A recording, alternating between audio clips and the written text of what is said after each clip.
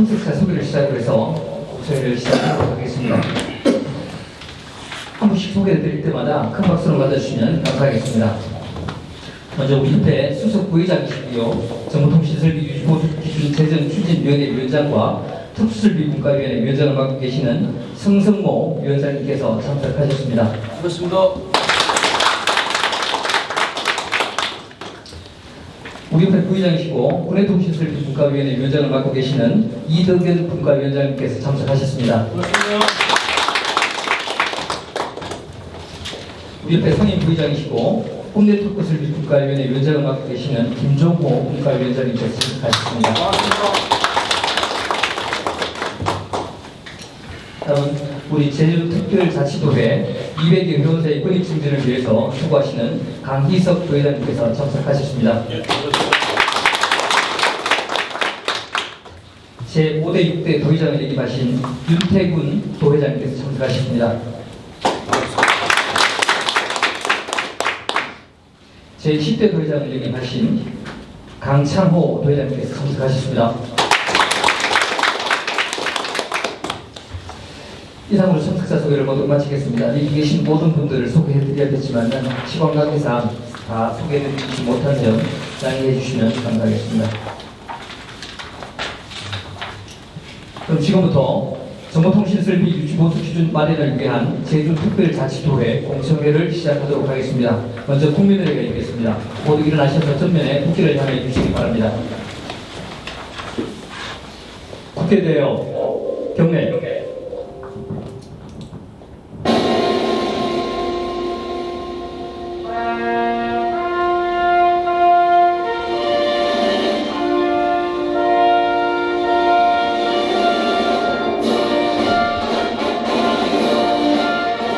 나는 자랑스러운 태극기 앞에 자유롭고 정의로운 대한민국의 무궁한 영광을 위하여 충성을 다할 것을 굳게 다짐합니다.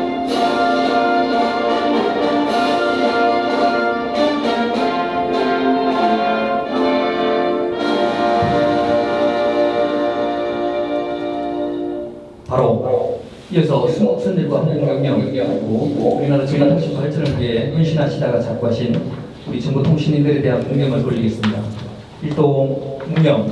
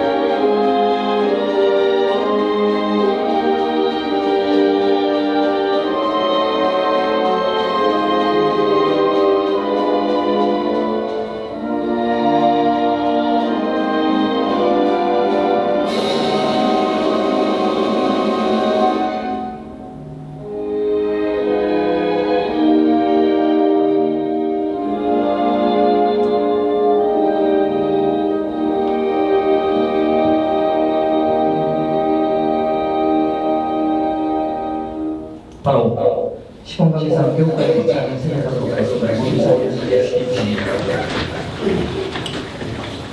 다음은 승승인사 말씀이 있겠습니다. 안녕하십니까. 유지보수 추진위원장을 맡은 성성무라고 합니다.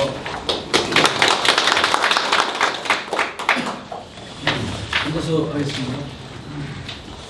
제주도 특별자치도회 회원 여러분 안녕하십니까. 바쁘신 일정에도 불구하고 귀한 시간을 내시어 오늘 공청회에 참석해 주신 회원 여러분들께 감사의 말씀을 드립니다. 이번 개정된 정보통신공사업은 1년간의 준비기간을 거쳐 내년 7월 19일부터 시행됩니다. 우리 협회는 추진위원회와 주요 설비별 국가위원회를 구성하여 유지보수 대상 설비 및 점검 기준, 대가 기준 등 제도 시행에 필요한 기준을 마련하기 위하여 만전을 기하고 있습니다. 이번 공청회에서는 정보통신 설비 유지보수 관리제도에 대한 안내해드리고 유지보수 대상 설비안에 대해 회원 여러분들의 의견을 수렴하여 적극 반영하고자 합니다. 정보통신 설비 유지보수 제도가 합리적으로 마련될 수 있도록 여러분께서 좋은 의견을 개진하여 주시길 바랍니다. 아울러 금년 12월에도 2차 공청회를 개최하여 가장 중요한 대가 기준안 등에 대한 의견을 수렴할 예정이오니 많은 관심 부탁드립니다. 끝으로 정보통신 설비 유지보수 제도가 안정적으로 시행되어 우리 공사업계의 시장이 더욱 확대되기를 소망하며 제주특별자치도회와 회원 여러분들의 무궁한 발전을 기원드리겠습니다. 감사합니다. 다음은 강희석 부회장님의 인사 말씀이 있겠습니다. 예, 안녕하십니까. 네, 안녕하십니까. 부회장 강혜성입니다. 오늘 공천을 위하여 우리 제주도회를 방문해 주신 정보통신설비 유지보수 기준 제정 추진위원장이신 황성모 수석부회장님과 이득영 부회장님, 그리고 김종호 상임부회장님, 그리고 제주지역 행사를 대표하여 진심으로 환영합니다. 또한 우리 도회를 위해 많은 성원과 협조를 아끼지 않으시는 우리 도회 역대 회장님과 운영위원님, 그리고 제도개선위원님, 그리고 회원사 임직원분들께도 깊이 감사드립니다. 우리 업계의 올해 수건 사업이었던 정보통신설비 유지보수 관리제도는 우리 강창선 중앙회장님과 황성모 수석부회장님을 비롯한 중앙회 임원들께서 추진하였던 법령 개정의 일환으로 마련되어 내년 7월 19일 본격 시행을 앞두고 있습니다. 고도화된 정보통신 설비의 철저한 유지보수로 정보통신원 마비 사태를 사전에 예방하고 국민의 안전 확보를 위해 도입된 제도인 만큼 이번 공청회를 통해 정보통신 설비 유지보수 관리 기준에 기틀이 마련되고 대기업 독점이 아닌 중소 회원사의 일자리 창출과 안정적인 수익 창출이 되기를 기원합니다. 저 역시 정보통신 설비 유지보수 관리 기준 마련에 힘이 될 수 있도록 최선의 노력을 다하겠습니다. 아무쪼록 우리 협회가 회원사의 발전을 위한 좋은 의견과 말씀을 부탁드리겠습니다. 감사합니다. 다음은 정보통신설비 유지보수 관리 제도에 대해서 중앙회 김우상 네트워크안전본부장이 설명을 드리도록 하겠습니다.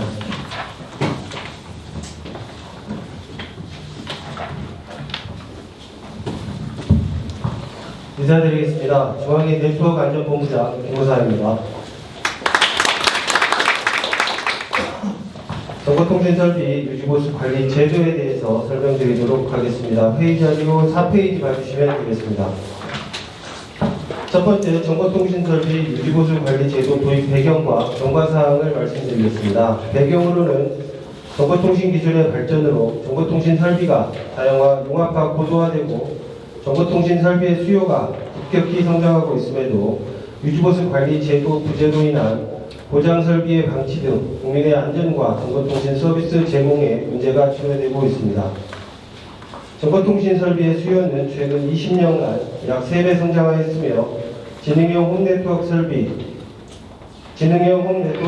등 사회 전 분야의 정보통신 설비 활용이 확대되어 우리 삶에 편리함과 윤택함을 제공하고 있으나 디지털 서비스 장애 발생은 단순 불편함을 넘어 경제 사회적 활동에 마비를 초래하는 등 유지보수 제도 도입이 절실한 상황입니다. 다음 페이지입니다.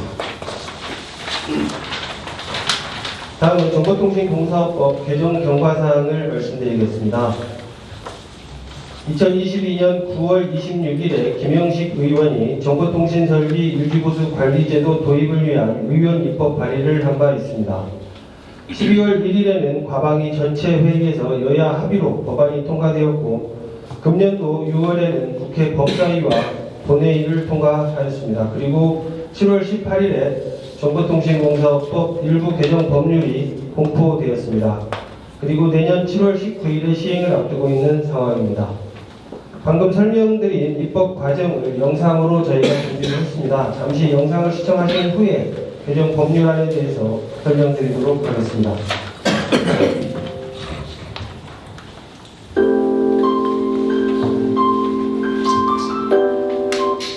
정보통신공사에게 시간을 걷히고 회원사 여러분에게 일거리를 앞장서서 만들어드리며 정보통신공사업을 운영하시는 게 당당하고 자랑스러운 사업이 되도록 하겠습니다.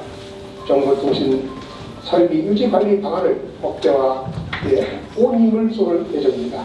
아울러 지난 50년 동안 우리 협회의 수건 과제였던 건축물 내 정보통신 설비의 설계 관리를 건축사만 걸 정보통신인들이 할 수 있도록 하는 정보통신공사법 개정안을 지난 12월 6일 입법 발의하는 성과가 있었습니다.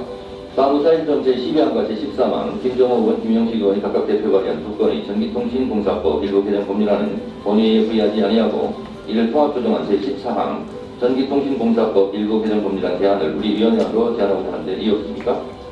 이가 없으므로 가결되었음을 선포합니다.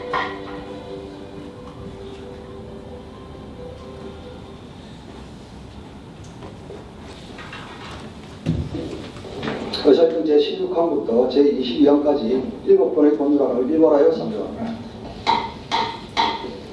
19번 정보통신공사법 개정안에 대해서 좀 신중 검토 의견을 좀 개진하는 바입니다. 관련 업계의 좀 이해 충돌과 좀 건축법 등 관계 법령과의 조율이 좀 필요하다고 생각합니다. 그리고 건축사협회 그리고 전기기술인협회 좀 여기에서는 또 반대 입장을 좀 개진하는 것으로 그렇게 알고 있거든요. 그렇다면 이소위보다는 본회의에 계류해서 의견 조정을 했다는 걸 확인한 전제로 추가 논의할 것을 제안드립니다. 이상입니다. 16항, 17항, 19항은 토론을 마치지 않은 상태로 전체 회의에 계류하도록 하고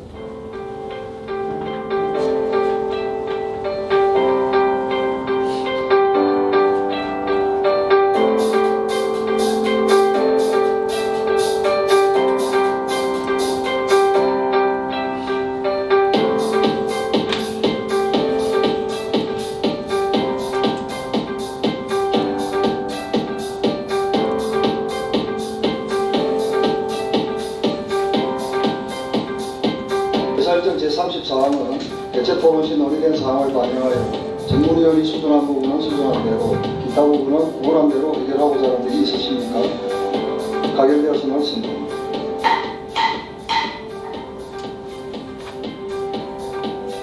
다음은 정보통신공사법 일부 개정 법률안 대안을 의결하도록 하겠습니다. 투표해 주시기 바랍니다. 투표를 다 하셨습니까? 투표를 마치겠습니다. 투표 결과를 말씀드리겠습니다. 재석 260인 중 찬성 257인, 불복 3인으로서 정보통신공사법 일부 개정 법률안 대안은 가결되었음을 선포합니다.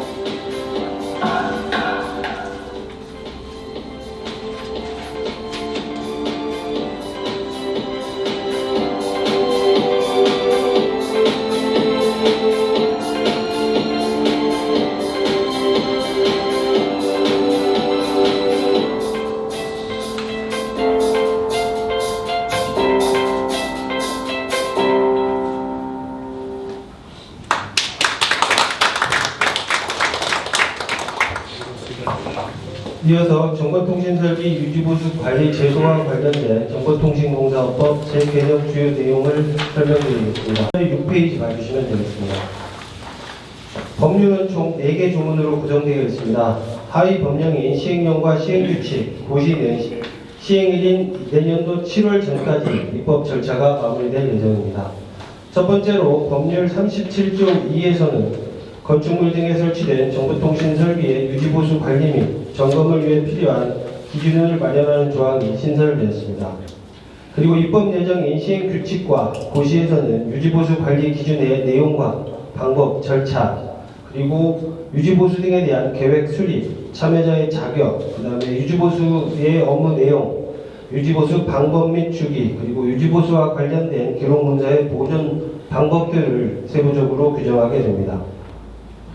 두 번째, 법률 제37조의 3에서는 일정 규모 이상의 건축물 등의 소유주 또는 관리자인 관리 주체의 유지보수 관리 기준 준수 의무와 관리 주체의 정보통신 설비에 대한 성능 점검 및 점검 기록 작성 의무를 부과하고 있습니다. 그리고 입법 예정인 시행령에서는 유지보수 대상 건축물의 기준과 정보통신 공사업자 등 성능 점검 및 점검 기록 작성 업무 대행자의 범위를 규정하게 됩니다. 타 분야 사례를 잠깐 살펴보게 되면 유지보수 관리 대상 기준의 경우에는 기계설비와 소방은 건축물의 경우는 연면적과 세대수 그리고 공동주택의 경우는 세대수를 기준으로 대상 설비를 구분하고 있고, 전기의 경우에는 전기 설비 용량에 따라서 대상 설비를 선정하고 있습니다. 다음 페이지입니다.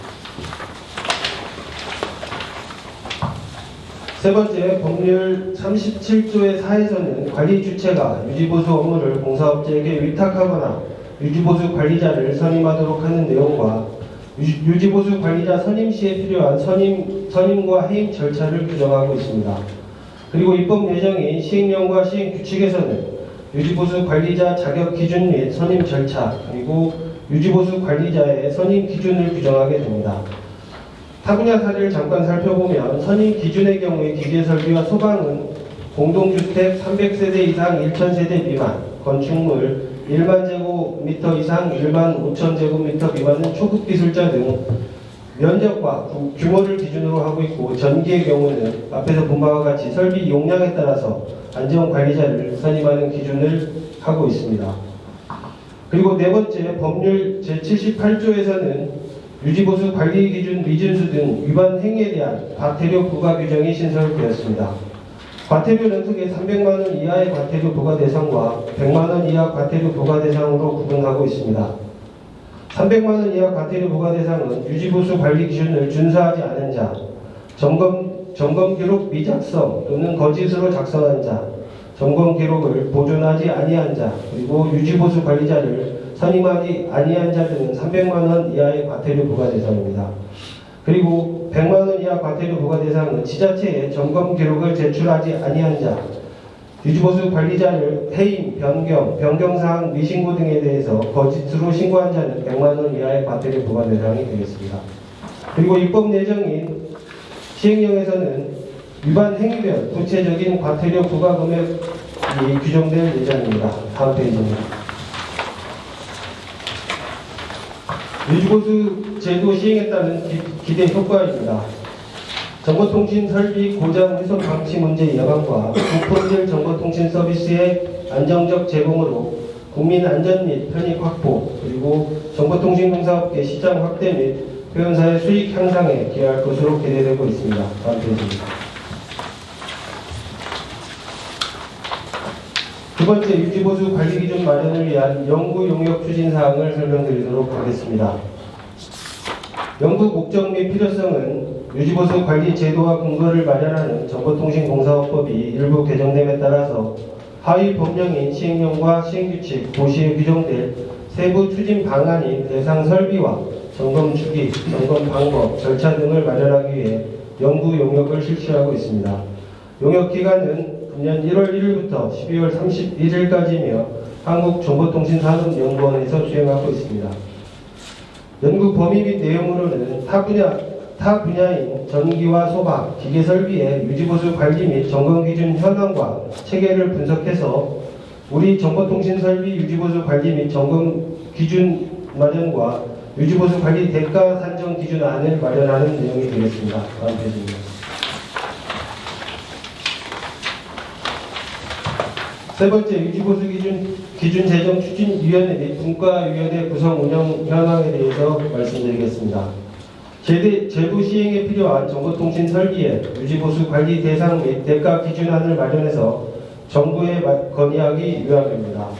위원회 구성은 정보통신설비 유지보수 기준 제정 추진위원회와 국내통신설비 분과, 홈네트워크 분과, 영상방송설비 분과, 음향설비 분과, 특수설비 분과, 이렇게 총 5개 전문 분과위원회로 구성되어 있으며, 위원회 구성은 다양한 의견 수렴을 위해서 공사업체와 발주기관, 학계, 유관기관, 용역업체, 협회로 해서 총 70명으로 구성되어 있습니다. 다음 페이지입니다.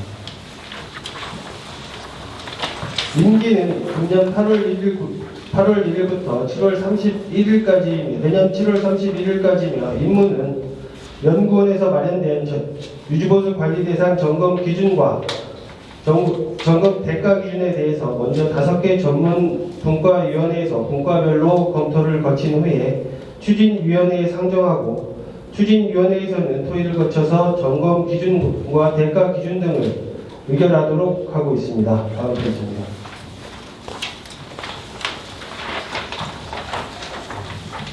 마지막으로 향후 추진 일정입니다. 2024년도 7월 19일 유지보수 제도 시행에 맞춰서 준비되고 있는 사항을 전체적으로 설명드리도록 하겠습니다. 먼저 하위 법령 마련 및 관련 고시 마련입니다. 과기정통부 등과 업무 협의를 통해서 법률에서 위임하고 있는 하위 법령 및 고시안을 저희가 올 연말까지는 마련해서 내년 1월에는 입법 예고될 수 있도록 준비를 하고 있습니다. 그리고 두 번째, 하위 법령 및 관련 고시 마련을 위한 위원회 구성 및 운영을 내년 7월까지 할 예정에 있습니다. 위원회 구성 및 운영에 대해서는 앞에 설명드렸습니다. 세 번째, 공청회 개최입니다. 공사업체를 대상으로 의견 수렴을 위한 공청회를 금년 지금 이번 10월과 연말에 12월에 지역별로 다시 개최해서 의견을 수렴하도록 하겠습니다. 그리고 네 번째, 교육 내용 마련입니다. ICT 폴리텍 대학과 업무 협의를 통해서 유지보수 관리자 직무 프로그램 개발에 필요한 체계적인 교육 내용을 올 연말까지 마련할 계획입니다. 마지막으로 제도 홍보 및 해설서 마련입니다. 내년 1월부터는 유지보수 관리 제도의 조기 정착 및 안정적인 시행을 위해서 공사업체 그리고 전국 지자체 담당자를 대상으로 제도 내용, 절차 및 방법 등에 대한 적극적인 홍보와 공사업체 담당자들이 점검 시 활용할 수 있도록 대상 설비별 점검 절차, 방법 등에 대한 세부적인 해설서를 마련할 예정입니다. 이상으로 정보통신설비 유지보수 관리 제도와 관련된 준비 사항을 전체적으로 설명드렸습니다. 다음은 유지보수 관리 대상 설비안에 대한 의견을 수렴하는 시간입니다. 먼저 대상 설비안에 대해서 설명을 드리도록 하겠습니다. 책자 14페이지를 봐주십시오.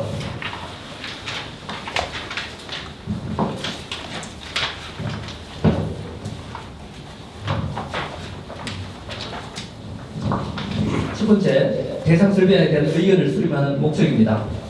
1차적으로는 정보통신산업연구원에서 대상 설비안들을 도출해냈습니다. 그리고 2차적으로는 지난 9월에 위원회하고 4개 분과위원회 회의에서 대상 설비안에 대한 토의 및 의견 수렴을 했습니다. 그리고 11개 시도회를 지금 순회하면서 마지막으로 지금 현재 제주특별자치도회에 공청회를 하고 있습니다. 그래서 회원사의 전문적이고 다양한 의견을 수렴해서 합리적인 제도를 만들기 위함이 목적이 되겠습니다.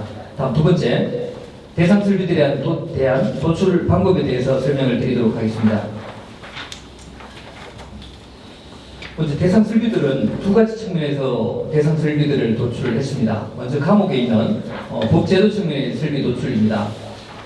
현재 현행 법령에서 설치가 의무가 된 그 대상 설비, 정보통신 설비들이 있습니다. 그리고 시공 절차 및 방법 등을 규정하는 법 기준 및 제도가 있습니다. 그래서 거기에서 규정된 설비들을 조사해서 도출을 했습니다. 그리고 두 번째는 남욱에 공사 내역서를 첨부해서 대상 설비들을 도출을 했습니다. 그 밑에 보시면 첫 번째 공동주택 설비 같은 경우에는 LH라든지 SH에서 발주된 약 한 75억 규모의 공사 설계 내역서를 참조해가지고 설계들을 도출했고요. 그 다음에 두 번째, 노무현 건축물 같은 경우에는 조달청 나라장터에서 공고된 설비 및 시스템별 공사 내역서를 활용해가지고 설계들을 도출했습니다. 그리고 그 밑에 이제 도출 프로세스라고 있죠. 그래서 이렇게 우리 연구원에서는 그런 설비들을 도출하고 지난 6월달에 여기에 전문가 그룹을 이렇게 구성해서 회의를 한번 했습니다. 그래서 거기서 검증 단계를 한번 거쳐서 이런 대상 설비들이 나왔다고 한번 말씀을 드릴 수 있겠습니다. 다음 차입니다.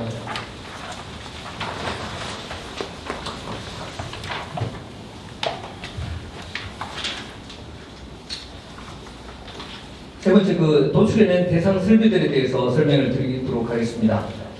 감옥의 대상 설비에 대한 총괄 현황입니다. 먼저 말씀드리는 내용은 도출해낸 대상 설비들은요, 건축물 내에 설치된 설비들이라고 이제 먼저 말씀을 드리고요. 건축물 이외에 도로라든지 터널 항만, 항공 등에 이제 설치된 그런 5개 설비에 대해서는 우리가 특수설비라고 해서 지금 현재 지난 8월에 우리 정보통신산업연구원에 그 대상 설비들을 도출하고 이런 걸 하기 위해서 연구용역 발표를 해서 금년도 12월까지 그런 그 연구용역을 해서 이렇게 설비들을 도출하고 그런 기준들을 도출할 예정으로 있다는 것을 먼저 말씀을 드립니다. 그래서 감옥에 있는 대상 설비안의 총괄은 건축물 이내의 것이고, 그리고 건축물 이내는 크게 또 4가지로 나눴습니다. 군내통신 설비, 그 다음에 홈네트워크 설비, 영상방송 설비, 융합 설비를 나누어서요. 크게는 총 9가지로 나누고, 중간 분류는 24가지, 그 다음에 세부적으로는 총 124가지 설비들을 도출했습니다. 그래서 남옥에 먼저 군내통신 설비, 대상 설비 아닙니다. 크게는 케이블 및 배관 설비와 단자함 설비 등 이렇게 해서 총 5가지로 나눴고요. 그 다음에 중간 단계에서는 케이블 설비하고 단자함 설비, 통신 군내 소로 설비 등 이렇게 해서 총 8가지로 나눴습니다. 그래서 요 나눈 거를 세부적으로는 총 28가지 설비들로 도출해냈습니다. 다음 사입니다.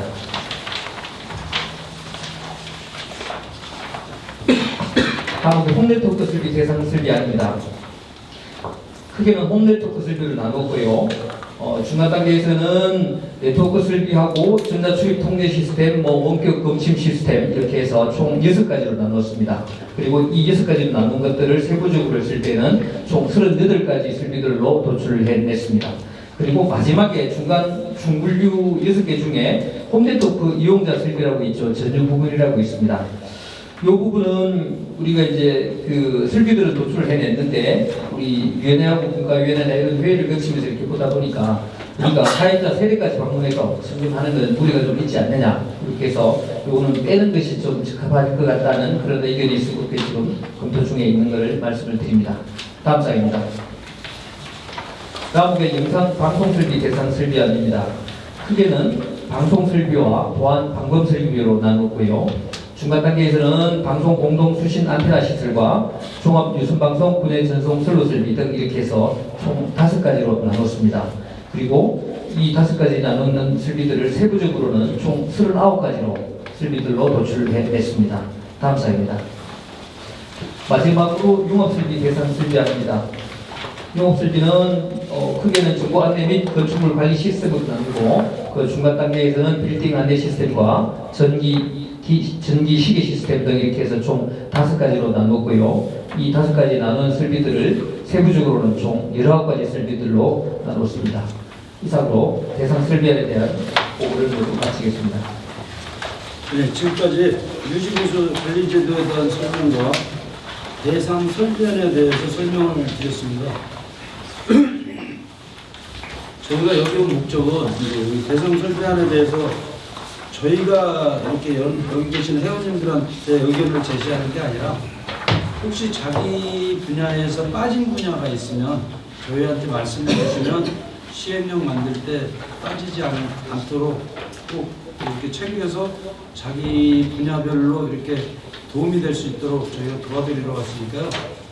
지금부터 질문 받겠습니다. 질문하실 때 자기 분야에 대해서 질문을 많이 해주셔도 됩니다. 말씀하시기 바랍니다.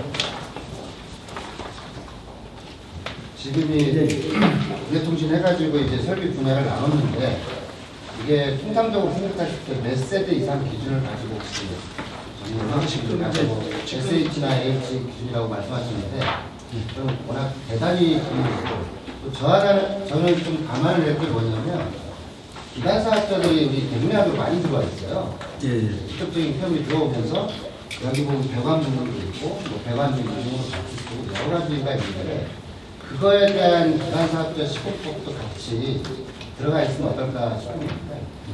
그럼 기존 테이블이나 어떤 시설물은 그대로 남은 상태로 들어와야지, 이제 전집 배치하면서 예를 들어서 기존 거 다 빼버리고 하면 유지보수하는 의미가 저는 없다고 보거든요. 이거 배관, 배선 이런 것도 나와 있는 거예요. 그게 들어온 거에서 이거는 빠져나갈 거야. 그리고 요즘에 아시겠지만 대부분의 가입자들은 아파트 같은 경우에는 인터넷 TV라든가, 그리고 이제 여기 방송 부분에는 비상방송에서 재미도 있겠지만 대부분이 제가 알기로는 거의 책이 다 빠져 있었거든요. 중요한 부분인데도 일반 가입자들은 그거를 인식을 못하는 경우가 많죠. 그렇기 때문에 유지보수를 해야 되는 것 같은데, 그런 부분들이 이제 기간사업자이 들어오면 이제 빠져나가는 거거든요. 그런 부분들도 좀 같이 고려가 되지 않아야 되지 않을까 생각합니다. 지금 말씀하신 대로 세대수는 아직 지금 연구 중이고요. 근데 보통 일반 건물은 10,000제곱미터 정도면은 한 3,000평 정도 되거든요. 그 정도. 주택은 300가구 이상 정도 할지 500가구 이상으로 할지 우선은 처음에 시행령을 만들 때 너무 많이 잡아놓으면 다음에 고치기가 힘들거든요. 그래서 그거는 아직 이제 저희가 연구기관에서 지금 몇 세대로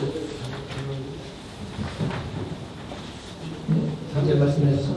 근데 이게 하나 더 여쭤보겠습니다. 혹시 만약에 건축물을 시행령이 다 통과해서 하게 된다면 건축물도 언제부터 언제 이전에 건축물이 준공이나 허가가 난 뭐 그런 기준도 있어요? 네, 지금 저기 아파트를 지면 이제 유지보수 기간이 있잖아요. 네. 그 기간이 끝나고 그러면 뭐 80년도, 뭐 90년도에 준공된 건물도 그런 것도 다 하는 거죠. 그럼 만약에 그거를 저희가 기준을 만들고 거기 실질적으로 봤더니 이제 옛날 초창기 구조가 아니라 다른 구조로 변형이 돼 있다면 그거는 또 각 그 아파트에서 그런 시공을 해야 되는 게 실질적으로 하는 거죠. 반발이 심하지 않을까 근데 그렇게 크게 생각하지 마시고 지금 기관망에 케이블이 들어온 것도 그냥 그대로 사용하면서 저희가 뭐 일반 전화기까지 유지고 보는 건 아니잖아요. 그럼 장비까지만 이렇게 볼 거니까 크게 생각 안 하셔도 되고 이 장비 팁단 있죠. 그거는 또 장비 지금 현재 유지보수 하시는 분들 있죠. 그분들이 계속 하시는 거예요. 그 장비 팁단. 그러면 실질적으로는 특등급 아파트나 LH나 SH 이런 대규모로 짓는 건물 이외에는 일반적인 아파트들은 유지보수 대상이 아니라는 말이거든요. 아니죠. CCTV나 CCTV도 아시겠지만 기관사업장에 와서 다 설치해놓고 하는데 아니 이제 저희가 CCTV 이런 거는 우리가 뭐 누가 설치 이런 목적이 아니에요. 지금 유지는 잘 되고 있나 안 되고 있나 우리가 이제 그거를 점검하는 거지. 뭐 여기 10개 뭐 10,000평인데 100개가 기본이었다 이런 걸 보는 게 아니고 이제 설치된 게 작동을 하나하나 이거 점검을 해서 점검 리스트를 만들거든요. 그래서 이번에 학교에서 이제 아무나 점검을 할 수가 없어요. 학교에서 그 교육을 이수한 자. 그러니까 지금 생각하면 여러 명을 채용해야 될 것 같은 생각이 들잖아요. 분야가 많으니까. 그거를 없애기 위해서 이제 그 분야별로 교육을 시켜요. 예를 들어서 이제 초급 기술자 이상, 중급 기술자 이상 이런 거를 해서 교육을 시킨 다음에 저희가 제일 많이 할 수 있는 게 체크리스트를 해서 지자체에 넘겨주면 점검이 됐다 안 됐다 하는 거는 이제 고장난 거는 우리 업체들한테 이제 보장 수리를 맡기겠죠. 그 장비가 고장났다 그러면 장비 업체가 뭐 수리해서 다시 고쳐놓으면 우리한테 이 점검 체크리스트에는 고장으로 돼 있으면 고쳐놨다라고 통보가 오면 우리가 가서 다시 되는구나 하고 이제 그거를 지자체에 통보해서 이런 시스템. 지금 소방하고 전기랑은 좀 틀려요. 소방하고 같은 시스템이 제일 많이 적용하고. 저는 이게 조금 우려스러운 게 뭐냐면 소방이나 전기는 안 되면 긴급이에요, 전부 다. 그렇죠. 안 되면 무조건 긴급이고 기계설비도 마찬가지예요. 근데 저희 쪽은 뭐 잠깐 안 되더라도 그 집 살면서 금방금방 밑에놓거나 이런 상황이 아니라는 거죠. 그래서 이런 부분도 좀 고민을 더 해야 되지 않나 싶어요. 상황 같은 거. 왜냐면 이제 그 입주민들이 반발이 심할 수 있기 때문에 그 집에 여태까지 안 했다가 난 이거 안 써도 돼라고 해버리면은 할 말이 없어진다. 그게 이제 이 시행령이 이 통과된 거랑 안 된 거랑 완전 오면은 차이가 있어요. 물론 법제화라는 게 그거거든요. 물론 그렇긴 한데 제 생각은 그렇게 되다 보면 사업법이 더 늘어날 수 있다는 거죠. 근데 아무리 편법이 늘어나도 그 자체 아파트는 무조건 점검을 받아야 돼요. 한 번 안 받으면 얼마가 때려, 2회 안 받으면 얼마가 때려, 3회 이게 계속 할증이 붙으니까 그걸 받게 돼 있거든요. 지금 이런 문제들은 이제 2차 공청회 때 분명히 많은 말씀들을 하실 거예요. 그런데 오늘은 그 정도까지는 나가지 마시고 이 대상 설계안에 대해서 이제 지금 말씀하신 것처럼 뭐 빠졌다 이런 것까지만 저희한테 말씀해 주시면 저희가 지금 공청회 하는 목적이 이 대상 설계안에 빠진 게 있나 없나를 체크하러 다니는 거거든요. 그럼 또 제주도만의 특별한 통신이 또 있을 수도 있잖아요. 여기는 바닷가가 많으니까 뭐 해상 쪽에 대해서 많이 노달라고 이런 것도 있을 것 같으니까 그런 부분에서 말씀해 주시면 감사하겠습니다.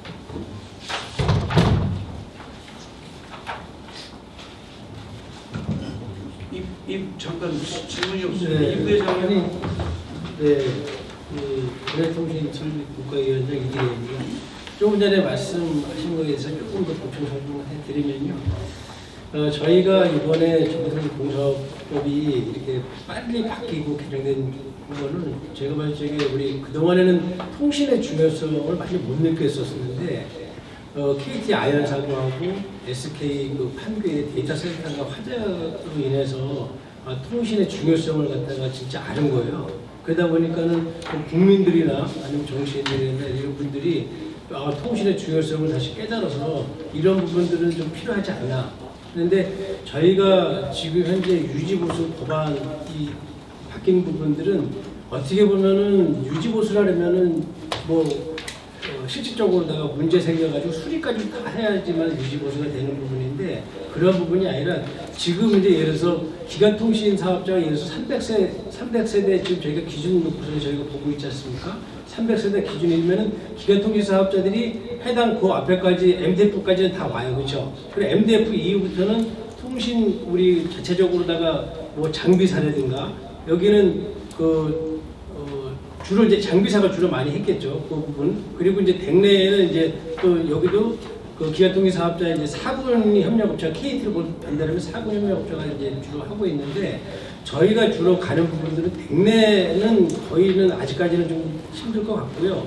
그 MDF에 그 장비 있지 않습니까? 장비 있고 외곽에 CCTV 같은 게 있어요. 근데 이 부분은 그 쉽게 말하면 건설이 준공이 되고 뭐 3년에서 이렇게 해가지고 기준이 있지 않습니까? 그 유지보수 기간이 그 이후에는 그동안에는 무면업자라든가 아니면 전기나 또 이제 관리사무소에서 별도로다가 이렇게 유지보수하고 이런 부분을 갖다 했습니다. 근데 이제는 법으로다가 일단은 정해져 있어요, 이 부분이.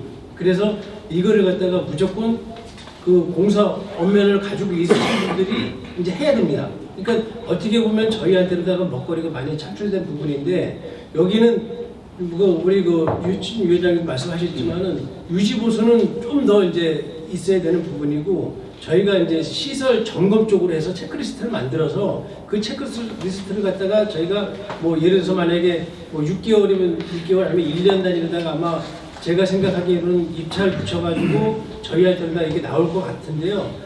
그 동안에 월 한 번씩 체크리스트를 갖다 작성해가지고 문제된 소지가 있으면은 거기다 이렇게 체크를 한 다음에 이걸 갖다 저희가 제출하면은 그쪽에서 판단하는 거죠. 이 부분을 갖다가 이거는 장비가 곧 고장이 나겠다. 아니면 뭐 카메라가 예를 들어서 만약에 곧 고장 날 것 같으니까 이걸 갖다 교체를 해야 된다. 이런 부분을 갖다 넣어주면 아마 거기에서는 주변에 우리 뭐 통신 쪽으로 하고 있는 사람들이 잘 모르잖아요. 그러면 우리한테 우선적으로 오겠죠. 이런 부분들을 갖다가 지금 현재 유지보수가 아니라 지금 현재 시설 점검을 하고 있으니 이 업체한테 우리가 좀 더 의뢰를 먼저 해보겠다. 해가지고 아마 거기에 저희한테까지 이제 그게 오지 않겠나.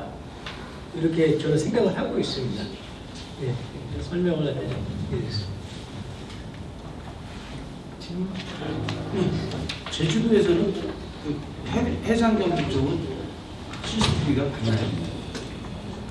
해상 같은 경우는 일반 항구 쪽, 항구의 자체적인 부분에서 일단 지금 현재 우리가 해양 경비가 예전에는 전투경찰이 있었을 때는 전투경찰이 일단 임무를 하다가 전투경찰이 폐지가 되다가 해양 경비를 지금 이제 CCTV로 지금 하고는 있습니다.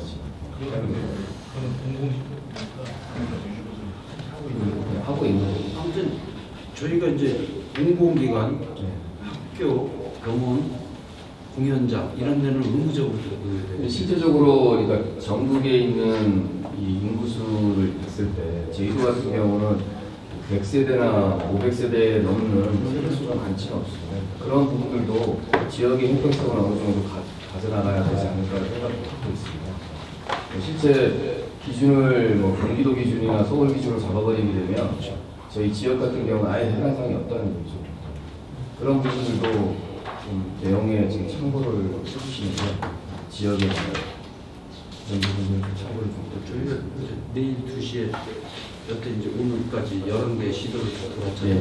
그거에 대해서 내일 2시에 종합평가를 하거든요. 예. 꼭 이 지역별로 중소 도시 부분은 어느 정도 들어가야 이게 의미가 있는 거지. 이 내용이 빠져 있다면 결코 제주 지역이나 다른 지역에 의미가 없다는 거죠. 우리 제주도는 그 태양광 발전이 이제 큰 단지도 있지만 가정용은 제외하고 사업용으로는 태양광 몇 킬로와트 이상입니다. 그래서 우리 제주도는 육지고 차이나타운 그 해상 풍력이 좀 많습니다. 거기서 전부 우리 광이 다 들어가서 아직 지역을 보고 있습니다. 여기 쭉 보니까 나항에 분해통신설비 대상자리 안에 지역은 해상풍력 단지 같은 거나 태양광 같은 게 없어요.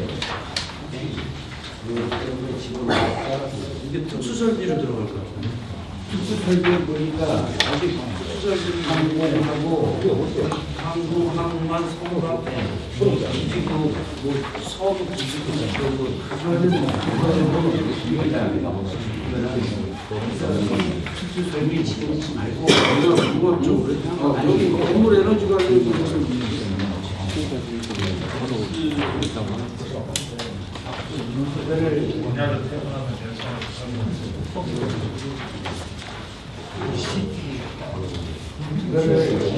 지금 이제 나항의 예상설비에서 세금이 들어갔기 때문에 예산설비하고 방문을 받는 거 이렇게 들어갔기 때문에 이 예난의 지원으로 자는가 태양광 에너지와 이상하고 예산설비는 하고 광으로 나가는 제한 쪽으로 나가냐고. 아니 그러니까 아무도 얘기해요. 처음 나가죠. 방이 죽었으면 제가 안 되죠.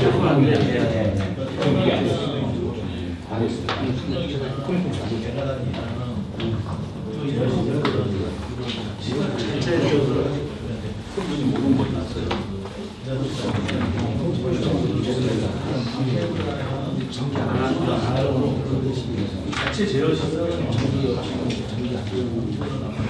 이제 광 때문에 가서 장비에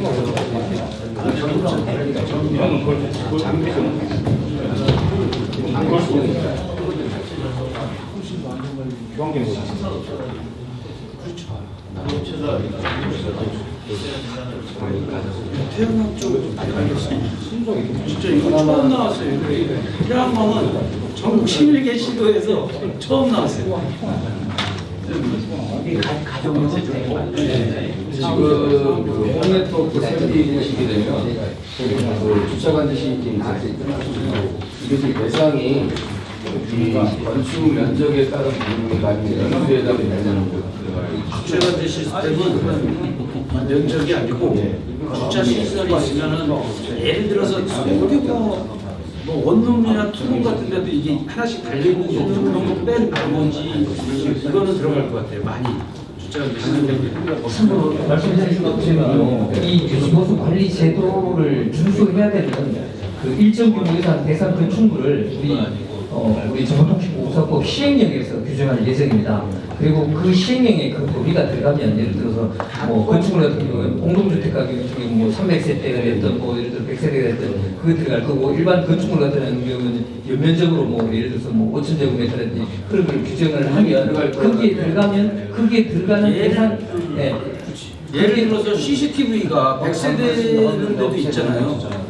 그럼 면적이 300세대가 아니라 그런 거는 대상이 들어갈 거예요. CCTV 몇 대 이상 이런 거로 들어갈 거니까. 그리고 주차관제 시스템도 진짜 그 조그만 집에 자기 집만을 위해서 이렇게 만들어 놓은 거 이런 거 빼고 공공 건물에 들어가는 거 이런 부분들은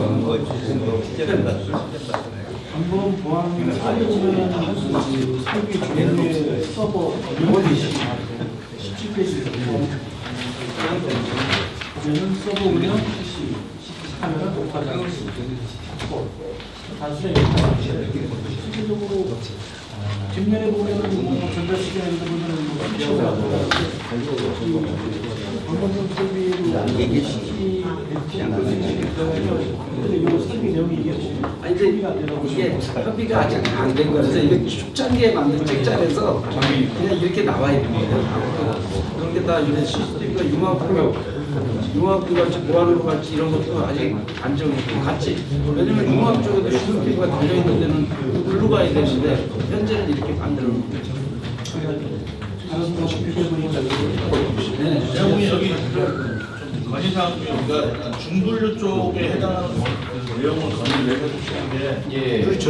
세부 사항들은 아니 세부 사항은 있으니까 저는 이게 합쳐지기도 하고 없어지기도 할 거니까. 네, 그거는 이제 많이 필요하면 우리 협회로 얘기해 주시면 될 것 같고 혹시 중분류 쪽에 들어가야 되는데 안 들어가는 게 본인 분야에 들어가야 되는데 안 들어가는 게 있거나 이런 부분 아까처럼 이제 일부 이제 세대도 뭐 제주도 같은 경우는 작은 세대는 안 되기 때문에 강제로는 몇 세대 이상이면 몇 세대 이상은 또 몇 세대 이하는 뭐 공구로라도 꼭 그런 정신해줘야 나중에 수도시 같은 경우는 300세대 이상이 이렇게 많지 않고 그런 부분을 좀 건의해 주시면 그리고 이런 것도 있어요. 지금 이번에 장마 때 오송에서 그 지하차도에서 인명 피해가 많았잖아요.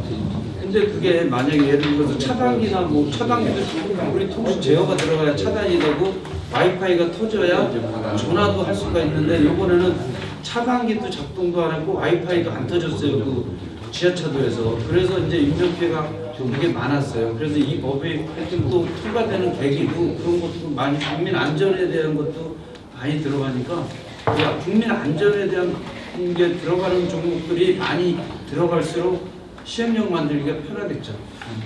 이거 보니까 LED 전광판은 없네. 그러니까 지금 LED 전광판도 있는데 제어가 들어가잖아요. 여기 LED 전광판이라고만 없지 제어에 다 포함이 되어 있어요. 참고적으로 지금 토요일날 뉴스를 제가 한번 8시 순간 이렇게 봤는데요. 그 공원하고 공항, 뭐 철도 이런 데 저기 화장실 있죠. 그 비상벨. 예, 비상벨, 그 안심 비상벨인가 그거가 한번 뉴스에 나왔습니다. 그래서 그 대부분이 동작이 안 되고 동작이 된다 하더라도 이게 그 뭐 이렇게 누가 오질 않는다 이러면서 이렇게 뉴스에 나온 걸 제가 한번 봤습니다. 그래서 그런 설비들도 우리가 이제 이 유지보수 대상 설비들에 들어가서 점검을 하면 국민의 안전과 그리고 또 안정적인 정보통신 서비스 제공에 뭐 이렇게 크게 기여할 것으로 기대됩니다. 아까 우리 저희 본인이 말씀하신 거는 이게 이제 소방이나 전기는 문제가 생기면 긴급적으로 처리하는데 통신은 뭐 이거 잠깐 안 된다고 문제가 없지 않냐 했는데 그 잠깐 안 되는 사이에 문제가 터지면 큰 거죠. 어쨌든 이게 뭐 어떤 부분은 지난번에 우리 그 KT 국가 문제 생겼을 때 공사회사 같은 경우는 결제가 안 되면 물건을 못 파는데 상인들한테는 엄청난 피해인데 그런 게 불나고 이런 것만 피해는 아니잖아요. 그때 KT에서 카드 결제 안 된 거로만 거의 1조 손해배상이 줬거든요. 근데 실질적으로 그거는 기관사업자 자격이 이 한 군데 들어있는 건 아니다 했어요. 그 기관사업자가 문제가 집중이 되다 보니 기관사업자가 문제가 돼서 그게 자기가 발생한 거지. 실질적으로 저희들 서로도 다 깨끗하고 다 돼 있어요. 잘 쓰고 있죠. 근데 메인 서버, 근데 기관사업자 서버를 우리가 유지하지 못하셨어요. 실질적으로. 그 유지보수는 다른 업체가 있으니까 그거는 그 업체에서 책임을 지는 거고 우리는 그 서버가 다 작동되나 안 되는 것까지만 우리가 보는 거니까. 근데 이제 국사에서는 유지보수가 따로가 아니고 거기 대기업 직원들이 평가하는 거기 때문에 저희 쪽 하고는 어떻게 보면 별개의 사업이 되는 경우가 있죠. 근데 그게 이제 아니 그렇게 하나 생각하시죠. 이제는 철도나 KT나 이런 데도 이제 다 자격증이 있어서 자체적으로 보잖아요. 그래도 저희한테 점검을 받아야 돼요. 자체적인 기사 자격증이 있어. 점검은 우리한테 그 사람이 관리만 하는 거지 점검은 저희한테 받아요. 제가 아까 말씀드린 거는 이게 한국이나 대부분 중소수로 이렇게 설명하게 되게 좀더 특별하게 나오겠지만 기관사업자하고 같이 여기를 고려를 했으면 좋겠다. 그런 기회는 있는데 제가 얘기하는 그 얘기를 하려고 합니다. 네, 그 부분까지도 같이 해주면 기관사업자가 아까 회장님 말씀하신 것처럼 유지보수 업체가 있으니 여기에 말하는 시공법을 따라라라고 해도 되거든요.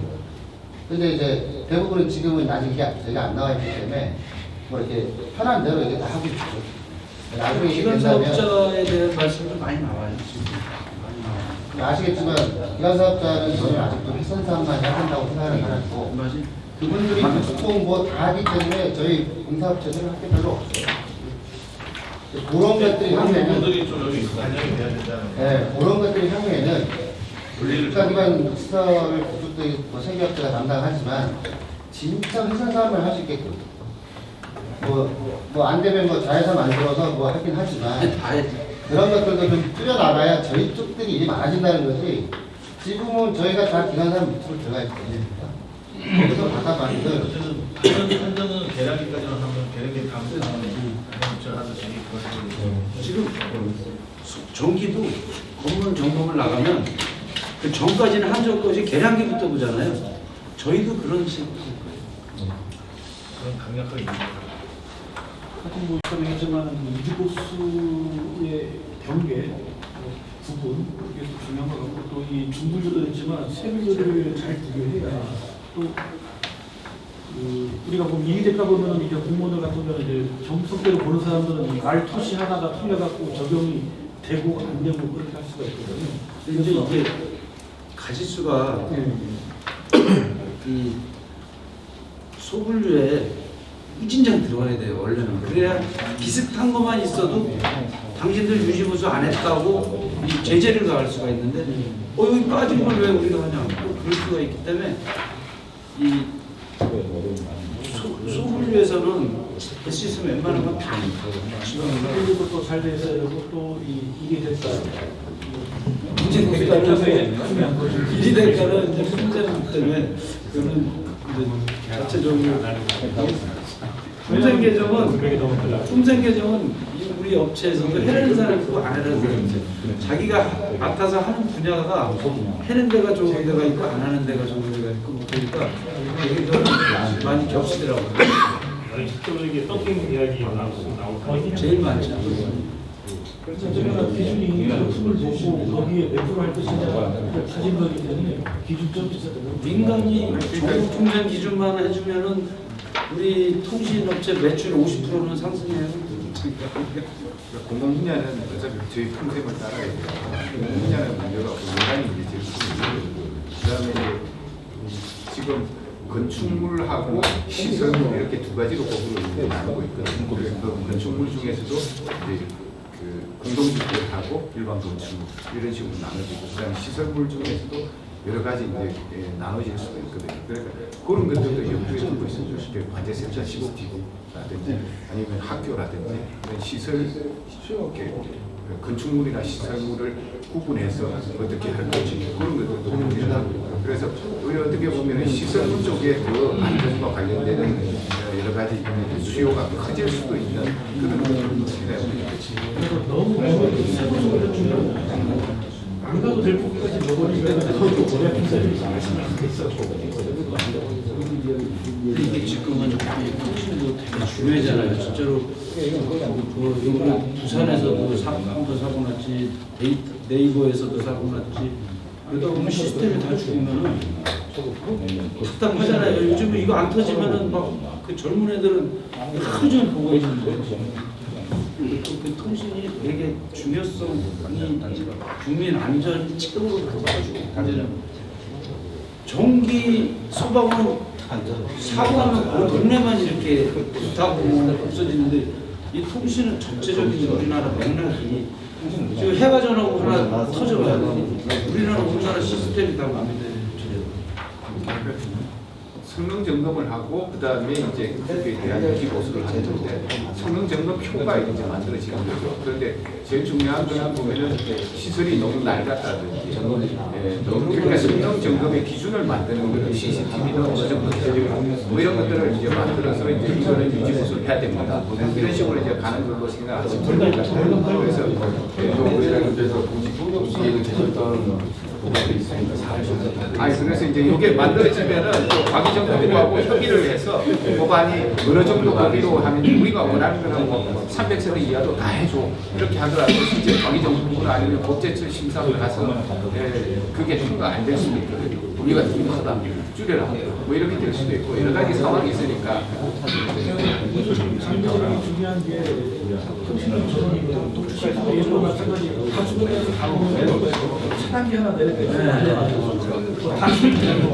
그런 분들이 저런 거가 계속 저희는 CCTV 안 된다고 딱 가보면 전기 전원이 꺼져 있어 왔는데 무전 차단기 하나 올려서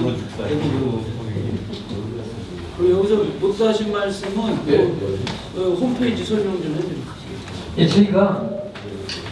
저희가 이제 그 10주에 우리가 공청회를 지난 부산, 경북도에 부산을 첫 번째로 갔습니다. 그러면 이제 이게 공청회에 참석하신 분들도 있고 대부분 많은 분들이 이제 뭐 바쁘시거나 일정이 있어서 공청회에 참석 못 하시는 분들이 많을 텐데 그런 분들도 의견을 같이 좀 이렇게 드려야 되는 거 아니냐 그런 또 이렇게 의견이 또 있었습니다. 그래서 저희가 이제 지난 10월 11일까지 저희가 이제 시도에서 안내를 해서 이제 의견들을 좀 이렇게 공청회 참석하셔서 의견 제출해 주시는 것도 좋고 참석 못하는 경우에는 그 문서로 해서 이렇게 좀 제출해 달라고 했는데 그렇게 받았는데 많은 회원에서 의견 제시는 안 했더라고요. 그래서 항상 뭐 이렇게 그 기간뿐만 아니라도 그 우리 뭐 제주도회 같은 경우는 우리 제주도회 대표로 이렇게 의견을 주시면 그 의견들을 또 저희가 수시로 받아서 또 검토하고 또 이렇게 적정성 여부 따져서 또 반영한다든지 그렇게 하도록 하겠습니다. 네, 알겠습니다. 여기서 제일 중요한 게 다른 데서 안 나온 얘기, 태양광, LED 전광파 이거는 다 들어가겠지만 그래도 유지보수료의 도서 발전도 저희가 이거는 이제 다 도서 발전은 들어갈 거가 들어갑니다. 저희들이 저번에 지금 보신 도서관인데 분명히 들어가서 차단기 하나 올리고 왔어요. 제주도는 도서 발전이 여기는 여기는 쉬잖아요.